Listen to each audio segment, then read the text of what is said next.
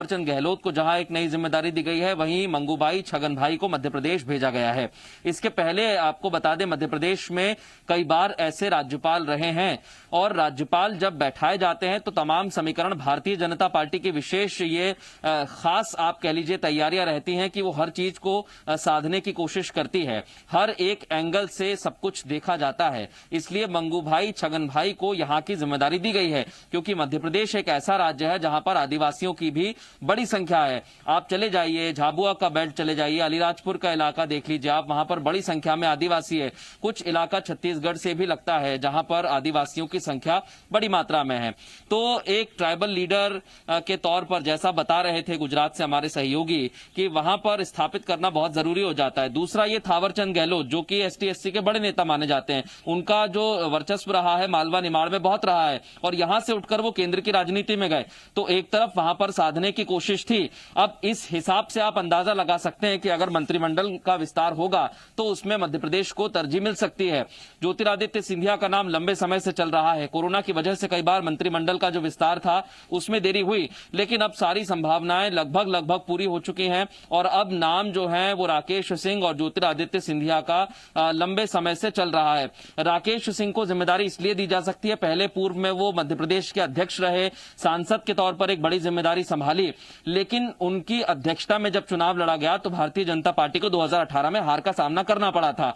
और फिर भारतीय जनता पार्टी के सामने चुनौती यह भी थी कि महाकौशल को साधा जाए, क्योंकि मध्य प्रदेश में जब मंत्रिमंडल का विस्तार हुआ तब महाकौशल को यह जिम्मेदारी नहीं मिल पाई थी और लगातार वहां पर मंत्री बनने के लिए इच्छा जाहिर की जा रही थी। राकेश सिंह महाकौशल से आते हैं और अगर उन्हें केंद्र में जगह मिलेगी, अगर उन्हें जगह मिल जाती है तो महाकौशल को भी साधा जाएगा, क्योंकि महाकौशल से एक चेहरा केंद्र की राजनीति में पहुंचेगा, वहां पर मंत्री पद की जिम्मेदारी संभालेगा। तो ये एक मैसेज देने की कोशिश भी यहां पर है कि महाकौशल का तिरस्कार नहीं किया गया है, महाकौशल को भी उतनी ही तरजीह दी जा रही है जितनी बाकी संभाग को, बाकी इलाकों को दी जा रही है। तो एक तीर से कई सारे शिकार करने की यहां पर कोशिश है। और जब केंद्र की राजनीति में बदलाव होता है या फिर केंद्रीय मंत्रिमंडल में बदलाव होता है, बने रहिए हमारे साथ। मंत्रिमंडल विस्तार के दौरान किसको लाना है ये आप समझिए, बीजेपी तय करे, लेकिन हमारी कोशिश है, हम चाहेंगे कि युवा है, क्योंकि मंत्रिमंडल बुजुर्ग होते जा रहा है, ऐसे में युवाओं को मौका मिलना चाहिए केंद्र में भी और राज्यों में भी। तो कहीं ना कहीं एक बड़े राज्य में भी कुछ तब्दीली देखने को मिल सकता है और उनको केंद्र में लाया जा सकता है। इसलिए हो सकता है कि राज्यसभा सीटें और भी खाली हो आने वाले दिनों में। ठीक है, रविंद्र कुमार महत्वपूर्ण जानकारी यहाँ पर देते हुए नजर आ रहे थे। मृदुल लगातार वो भी ये कह रहे हैं कि युवा चेहरा होना चाहिए, उनको तरजीह दी जाएगी।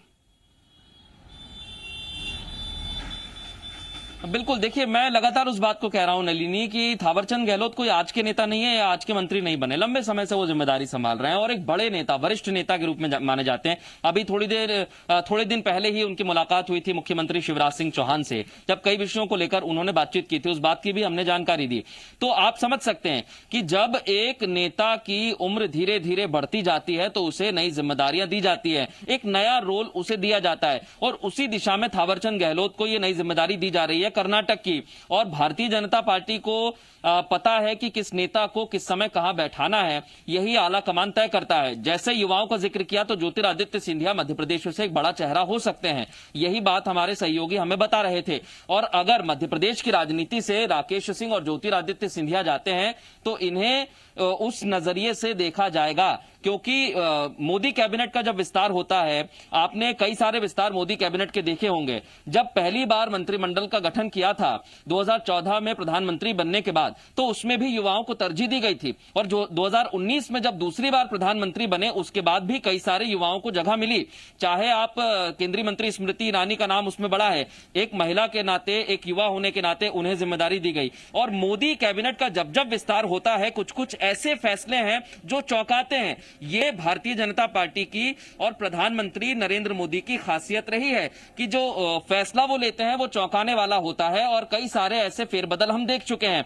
आप देखिए दूसरे टर्म में जब वो प्रधानमंत्री बने और जब पहली बार मंत्रिमंडल का गठन हुआ तो एस जयशंकर को विदेश मंत्री बनाया गया, तब भी उन्होंने चौंकाया, क्योंकि एस जयशंकर का बैकग्राउंड राजनीतिक नहीं रहा है, वो प्रशासनिक अधिकारी रहे। कई मंचों पर उन्होंने भारत का प्रतिनिधित्व किया विदेश में, इसलिए उन्हें वापस मंत्रिमंडल में लाकर अहम जिम्मेदारी दी गई, तो ऐसे फैसले लगातार लेते रहे हैं। और इस बार भी अगर हम फैसला देखें तो कुछ उसी तरह का हमें दिखाई दे रहा है। देखिए, आपको याद होगा कि आने वाले समय में चुनाव होने हैं और इसके पहले जातिगत समीकरणों को साधने के लिए लगातार मंथन किया जाता रहा है। और मृदुल, अगर ज्योतिराज सिंधिया की बात कर ली जाए, देवास और इंदौर का आज उनका दौरा होना था लेकिन वो कैंसिल हो गया, रद्द हो गया, जिसके बाद दिल्ली वो रवाना हो गए, ये भी अपडेट है क्या? बिल्कुल, हमारे सूत्र हमें बता रहे हैं दिल्ली अभी रवाना नहीं हुए हैं नलिनी। ये 3:30 बजे की फ्लाइट से ज्योतिरादित्य सिंधिया दिल्ली रवाना होंगे। उनका दौरा था लेकिन उनका दौरा रद्द कर दिया गया है। जो तमाम जगह पर उन्हें पहुंचना था वो कैंसिल कर दिया गया है और उसका बड़ा कारण यही है कि वो अब केंद्र में बुलावा आ गया है। हमारे सूत्र तो ये भी बता रहे हैं केंद्र में बुलावा आ गया है, कुछ नई जिम्मेदारी, कुछ मंथन, कुछ विचार करने के लिए उन्हें तुरंत दिल्ली बुलाया गया और वो भी जो अपना दौरा था उसे रद्द कर अब जल्द ही इंदौर से फ्लाइट पकड़ेंगे और दिल्ली पहुंच जाएंगे। कितने चेहरे शामिल हो सकते हैं कैबिनेट में? अब मृदुल, क्या कुछ जानकारी आपके पास? के दर्शन कर चुके हैं। नलिनी, आप सवाल दोहरा देंगे अपना? जी, ये सवाल है यहाँ पर मृदुल की लगातार कयास इसको लगाया जा रहा है, कौन कौन से बड़े चेहरे हो सकते हैं, कितने चेहरे शामिल हो सकते हैं कैबिनेट में? देखिए, ये जो जानकारी है हम तक जो हमारे दिल्ली के सूत्र बता रहे हैं, 3 चेहरे संभावित इसमें हो सकते हैं। 2 चेहरों का तो लगातार हम जिक्र कर रहे हैं, ज्योतिरादित्य सिंधिया, राकेश सिंह, ये वो 2 चेहरे हैं जो शामिल होंगे। और तीसरा नाम भी बहुत तेजी के साथ चर्चा में चल रहा है क्योंकि कैलाश विजयवर्गीय वो नाम है जो भारतीय जनता पार्टी के संगठन में मजबूती के साथ पकड़ रखते हैं और एक ऐसा नेता मध्य प्रदेश का जो लगातार केंद्र की राजनीति में भी सक्रिय रहा है, लेकिन संगठन स्तर के कामों में अभी तक कोई ऐसी जिम्मेदारी उन्हें नहीं मिली है। कई मर्तबा उनका नाम सामने आया लेकिन जिम्मेदारी नहीं मिली। अब भी उनका नाम चल रहा है। ठीक है, आपके पास लौटेंगे और जानेंगे किस रणनीति के तहत चयन होगा चेहरों का। सत्य प्रकाश जी मीडिया रिपोर्टर बन गए हमारे साथ। सत्य प्रकाश, रमेश बैस झारखंड के राज्यपाल बनाए गए हैं, क्या कुछ जानकारी? बिल्कुल, देखिए कि बड़ा बदलाव किया गया है केंद्र सरकार के स्तर पे। 8 राज्यों के राज्यपाल को बदला गया। अब तक जो जानकारी मिली है उसमें रमेश बैस का भी नाम है, त्रिपुरा के राज्यपाल के पद को सुशोभित कर रहे थे अब तक। और जिस तरह से अब झारखंड उन्हें भेजा गया है, जो जानकारी सामने निकल के आई है बेहद महत्वपूर्ण। अगर हम कहें तो बैकग्राउंड रहा है रमेश बैस का, चूँकि लंबे वक्त तक उन्होंने छत्तीसगढ़ में राजनीतिक पारी खेली है, 7 बार के वो सांसद रहे हैं और एक बड़ा तजुर्बा उनको कहीं ना कहीं रहा है। हालांकि बीजेपी के कोर टीम के हिस्से रहे हैं वो, और ऐसे में तब जब उन्हें पहले त्रिपुरा का राज्यपाल बनाया गया था तो उस समय भी ये तमाम बातें सियासी गलियारों में निकलकर सामने आ रही थी कि एक बड़ा कहीं ना कहीं सियासी जो है वो भी किला भेदने के लिए इस तरह का रणनीति बनाकर जो है वो नियुक्ति की गई है। लेकिन अब तब जबकि वो राज्यपाल हैं और उसके बाद उन्हें झारखंड भेजा गया है। झारखंड ऐसा राज्य है जहां पे बीजेपी शासन में नहीं है, लेकिन अब से पहले मतलब पिछले बार जो विधानसभा चुनाव हुआ उससे पहले बीजेपी शासित तो प्रदेश था। तो ऐसे में बेहद महत्वपूर्ण इस नियुक्ति को माना जा रहा है। हालांकि इसके राजनीतिक मायने अपने जगह हैं और उस राजनीतिक मायने को राजनीतिक पंडित निकालेंगे भी, क्योंकि वो बीजेपी शासित प्रदेश नहीं है झारखंड। और ऐसे में बेहद तजुर्बेदार और बीजेपी से कई दफ़ा सांसद रह चुके रमेश बैस को अब वहाँ पे राज्यपाल भेजा गया है बनाकर, तो उसके कई सारे मायने तो ज़रूर होंगे। लेकिन फिलहाल एक बड़ी नियुक्ति है, त्रिपुरा से उन्हें झारखंड भेजा गया। इसके अलावा भी कुछ अन्य राज्यपाल एक प्रदेश से दूसरे प्रदेश भेजे गए। ठीक है, आपके पास लौटेंगे, मृदुल का रुख कर लेते हैं। मृदुल, यानी कि कुछ राजनीतिक और कुछ जातीय समीकरण को मद्देनजर रखते हुए तब्दीलियां की गई हैं। बिल्कुल, देखिए हम लगातार इस बात को कह रहे हैं कि जब जब मोदी कैबिनेट का विस्तार होता है उसमें बहुत सारी ऐसे चेहरे हमें देखने को मिलते हैं और बहुत सारी ऐसी बातें देखने को और सुनने को मिलती हैं जब नजर आता है कि यहाँ पर हर समीकरण को साधा जा रहा है। अब आप आ जाइए उत्तर प्रदेश के चुनाव पर, क्योंकि उत्तर प्रदेश का चुनाव है और मध्य प्रदेश से जब थावरचंद गहलोत को बड़ी जिम्मेदारी दी जाती है। अभी हाल ही में उत्तराखंड के नए मुख्यमंत्री बनाए गए हैं पुष्कर सिंह धामी, और पुष्कर सिंह धामी को जब जब मुख्यमंत्री बनाया गया तो उसमें भी जातिगत समीकरण देखे गए, क्योंकि वो राजपूत हैं। तो आप समझ सकती हैं कि जब चुनाव होते हैं या चुनाव करीब होता है या फिर मंत्रिमंडल का विस्तार होता है तो हर एक चीज को जांचा जाता है, परखा जाता है, समीकरण साधने के लिए पुरजोर कोशिश की जाती है। ये भारतीय जनता पार्टी की पृष्ठभूमि आप पिछले लंबे समय की उठाकर देख सकती हैं, वहां पर आपको नजर आ जाएगा।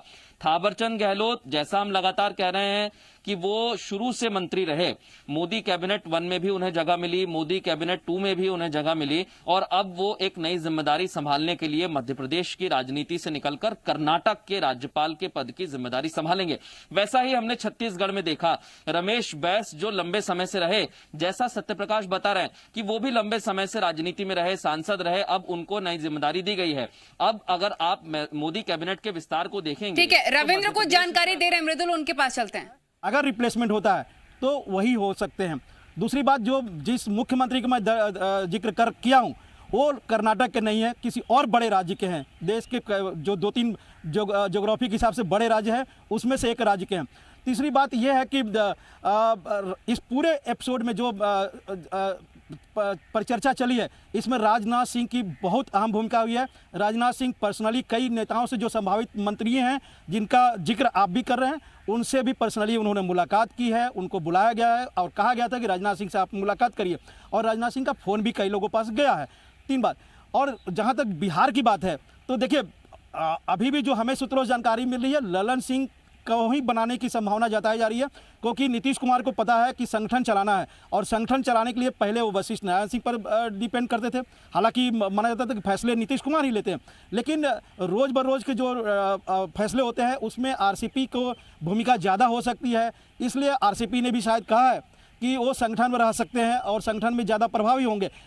ऐसे में जो ब्रजेश बोल रहे हैं कि 2 भूमिहार उन्होंने जिक्र किया, वाकई है कि एक कॉम्बिनेशन के हिसाब से बीजेपी और जेडीयू से फिट नहीं बैठता है। तो कहीं ना कहीं ये अलायंस की बात होगी। अलायंस किसको दे रहा है, कौन सा कास्ट को दे रहा है, ये उसके ऊपर डिपेंड करता है। लेकिन एक ज़रूर बात है कि क्या अगर ललन सिंह बनते हैं तो गिरिराज जी रहेंगे, या फिर गिरिराज जी रहते हैं तो ललन सिंह की जगह पर आरसीपी आएंगे। एक बड़ा कॉम्बिनेशन है। और ब्रजेश से जरूर जानना चाहिए कि क्या जेडीयू तैयार हो गई है मंत्रिमंडल में शामिल होने के लिए। अगर हो रही है तो मैं एक जो और जानकारी दूं कि एक कैबिनेट और एक राज्य मंत्री या 1-2 राज्य मंत्री के अलावा उनको ज़्यादा नहीं मिलने वाला है। 4 की बात भले ही कर रहे हो, ज़्यादा डिमांड हो रही हो, एक कैबिनेट और एक राज्य मंत्री, ज़्यादा प्रेशर पड़ेगा तो शायद 2 राज्य मंत्री जो रामनाथ ठाकुर या संतोष कुशवाहा हो सकते हैं। मृदुल, आपके पास आना चाहिए। महत्वपूर्ण जानकारियां यहाँ पर हमारे रिपोर्टर दे रहे थे। जो तब्दीलियां की गई हैं उससे क्या भारतीय जनता पार्टी में आने वाले दिनों में राजनीति की दिशा और दशा तय होगी? बिल्कुल, इससे कहा जा सकता है कि दिशा और दशा तय होगी, क्योंकि अगर थावरचंद गहलोत को जिम्मेदारी दी गई है और मालवा निमाड़ से वो उठकर आते हैं तो क्या फिर जिम्मेदारी दी जाएगी। मैं वहीं से अपनी बात शुरू करूंगा जहां से मैंने खत्म की थी कि कैलाश विजयवर्गीय की संभावना इसलिए बढ़ जाती है क्योंकि अगर उज्जैन से आते हैं थावरचंद गहलोत, वहां पर लंबे समय से आसपास के इलाकों का अगर बात करेंगे आप तो उनका वर्चस्व रहा है वहां पर, और इसलिए वो केंद्र में मंत्री भी रहे और हर एक समीकरण के चलते उन्हें मंत्री बनाया गया हर बार। लेकिन अब एक नई जिम्मेदारी दी है तो क्या उस इलाके से, मालवा की बात करेंगे हम, तो क्या उस इलाके से अब कैलाश विजयवर्गीय को बड़ी जिम्मेदारी दी जाएगी? क्योंकि कैलाश विजयवर्गीय ने भी पार्टी के लिए बहुत किया है और वो संगठन स्तर पर तो अपनी कामयाबी लगातार बताते रहे हैं, लेकिन क्या अब उन्हें इनाम देने का वक्त आ गया है? और क्या इस वक्त कैलाश विजयवर्गीय को एक अहम जिम्मेदारी दी जा सकती है? ये भारतीय जनता पार्टी को तय करना होगा। लेकिन हाँ, हम इससे इनकार नहीं करेंगे कि उनका नाम नहीं चल रहा है। सूत्र जो हमारे बता रहे हैं कैलाश विजयवर्गीय का भी नाम है, लेकिन फिर एक सवाल हमारे जहन में आता है कि अगर 3 लोगों को मध्य प्रदेश से मंत्री बनाया जाएगा तो बाहर किसे किया जाएगा? थावरचंद गहलोत को आप हटा दीजिए, वो एक हो गए, लेकिन उसके बाद फिर बाहर किसे किया जाएगा? 2 मंत्री और हैं, फग्गन सिंह कुलस्ते और प्रहलाद पटेल। लेकिन अगर थावरचंद गहलोत को बाहर किया गया है तो जातिगत समीकरण साधने के लिए फग्गन सिंह कुलस्ते को बाहर नहीं किया जा सकता है, ऐसा हमें लगता है, क्योंकि भारतीय जनता पार्टी राजनीति जब करती है या समीकरण साधती है तो जातिगत फैसलों के आधार पर बहुत मायने रखता है कि फग्गन सिंह कुलस्ते बाहर ना हो। महत्वपूर्ण जानकारियां आप दे रहे हैं मृदुल। निश्चित तौर पर सत्यप्रकाश आपके पास आना चाहेंगे। रमेश बैस की अगर बात कर ली जाए, किस तरह से आने वाले वक्त में एजेंडा तय उनके नेतृत्व में किया जाएगा?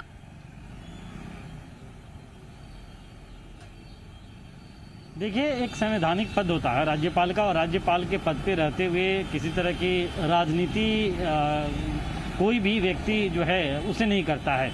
हाँ, ये ज़रूर है कि पार्टियां या सरकारें जो हैं वो अपने तरीके से कुछ न कुछ ज़रूर राजनीतिक मंसूबे रखते हैं, और उन्हीं राजनीतिक मंसूबे के तहत ये माना जाता है, या जो राजनीतिक विश्लेषक भी कहते हैं कि ऐसी नियुक्तियाँ की जाती है। विशेष तौर पे अगर हम कहें, अगर हम राज्यपाल रमेश बैस की बात करें, तो चूंकि पहले उन्हें त्रिपुरा की जिम्मेदारी दी गई थी और त्रिपुरा के बाद अब झारखंड भेजा जाना इसलिए ही ज़्यादा महत्वपूर्ण माना जा रहा है क्योंकि झारखंड में लंबे वक्त तक बीजेपी का शासन रहा है, और तब जबकि झारखंड में पिछले ही चुनाव में बीजेपी परास्त हुई, वहाँ पे जो दूसरी पार्टी अलायंस में सरकार वहाँ पे बनाती है, हेमंत सोरेन वहाँ के मुख्यमंत्री बनते हैं, और ऐसे में इसलिए ज़्यादा महत्वपूर्ण हो जाती है कि बीजेपी शासित प्रदेश के नहीं बल्कि बीजेपी के अलावा दूसरी पार्टी के शासित प्रदेश के वो राज्यपाल अब बनेंगे। तो इसके पीछे केंद्र सरकार किस तरह के जो तमाम बातों को रखना चाह रही है, क्या ये वक्त तय करेगा। बिल्कुल, सत्य प्रकाश और मृदुल, आप दोनों का बहुत बहुत शुक्रिया तमाम जानकारी के लिए। मोदी कैबिनेट के विस्तार से पहले ये महत्वपूर्ण जानकारी आपको दे रहे थे। रुकेंगे छोटे से ब्रेक के लिए, खबरें लगातार जारी हैं।